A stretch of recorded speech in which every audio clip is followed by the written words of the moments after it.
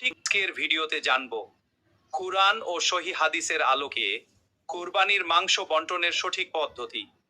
মহান আল্লাহ তাআলা বলেন, অতঃপর তোমরা তা থেকে আহার করো এবং অভাবগ্রস্ত দরিদ্রদের আহার করাও। সূরা আল হজ্জ আয়াত 28।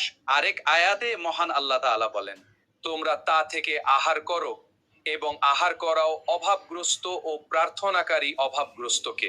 সূরা আল হজ্জ আয়াত 36। আমাদের প্রিয় নবী হযরত মুহাম্মদ সাল্লাল্লাহু আলাইহি ওয়াসাল্লাম বলেছেন, তোমরা কুরবানির মাংস খাও, সংরক্ষণ করো এবং সদকা করো। কুরবানির মাংস বন্টনের উত্তম পদ্ধতি অনেক আলেমের মতে। কুরবানির মাংস 3 ভাগ করা উত্তম। 1 ভাগ নিজের ও পরিবারের জন্য, 1 ভাগ আত্মীয় স্বজন ও প্রতিবেশীদের জন্য।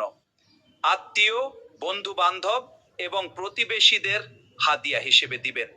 1 ভাগ গরিব ও অসহায়দের জন্য, মিসকিন, দরিদ্র এবং অভাবী মানুষদের মাঝে সদকা করবে। তবে মনে রাখবেন, মাংস 3 ভাগ করা ফরজ নয়। এটি উত্তম পদ্ধতি। যদি পরিবার বড় হয় অথবা প্রয়োজন বেশি হয়, তাহলে নিজেরা বেশি রাখতে পারবেন।